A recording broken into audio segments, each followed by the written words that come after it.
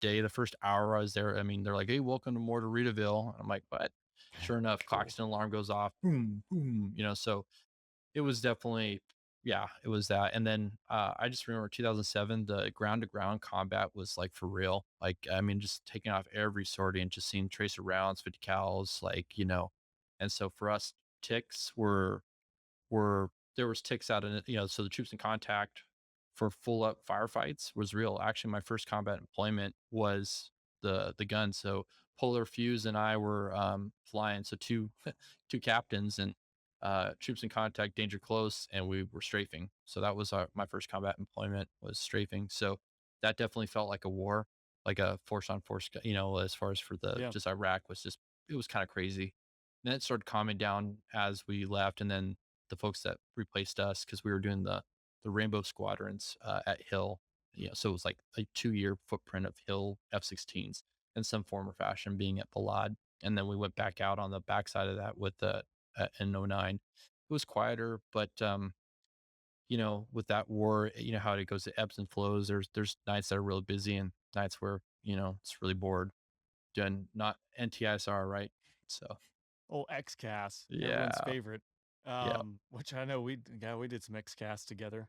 Um, also yeah, did some other things together. I mean, comparatively, the OIR deployment 2014.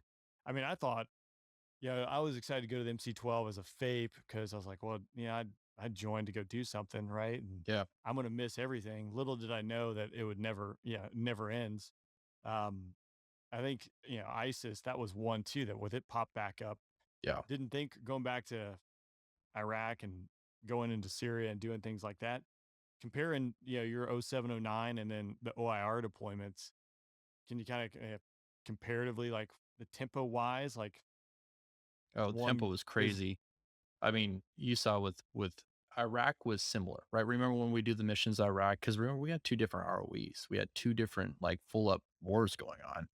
yeah, The stuff that we were doing up in Syria specifically, and the fight for Kobani, that was the full up like holy moly, we dropped so much weapons. I mean, what was I think the Gamblers were the first F-16 unit to go over 1,000 weapons, and then I know the Strike Eagles crushed that, but I think doubled that, and then the B-1s did way more than us as well, so that was definitely not what we saw in OIF, right? But, the rack portion of it was similar, right? As far as, like, being real restrictive on the weapons employments and whatnot, and being a little bit more, I would say, not discriminating, but, a lot more focused on where we're putting weapons versus, "Hey, we've got this full up thing, this whole building needs to come down," which we saw in Kobani.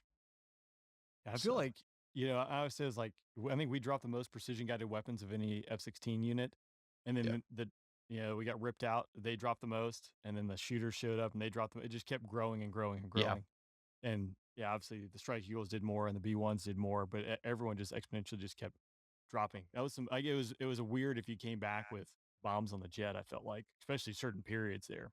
Yeah, there was only I think in '07 there was only a few units. I cleared off my rails once, and I was one of only, like, literally on one hand how many in the unit cleared off the rails, and it was like, "Holy you clear off the rails?" And then, like, for us, it was like, "What happened? Yeah. Why Why are didn't their you weapons still you there?" didn't, you only dropped Yeah, one? What's yeah, going on today? yeah, Uh, Yeah, that I mean, yeah, obviously, that's my only perspective for deploying in the Viper, but it seemed busy time. And then obviously talking to some of the guys who were dealing with Kobani on the ground and seeing the other side of it from the ground and what the impact of it was there was pretty unique. Which I don't know if you don't always, especially being in the air, you're could be hundreds of miles away from wherever you're working, right? You go work for a few hours, you go back home, right? The jet gets turned and you're probably not on the schedule for another day or two. You really don't have that connection necessarily other than through the glow who's in the unit. You're really hearing about it. So yeah, I know we got to do a little field trip during our deployment too. And some of those guys were tied into things that were going on where we were. And it was interesting to see yeah. the flip side and how it all comes together because the United States can do some stuff when it really wants to, and it's pretty impressive, I think, Yeah, especially that I mean cryptic stuff.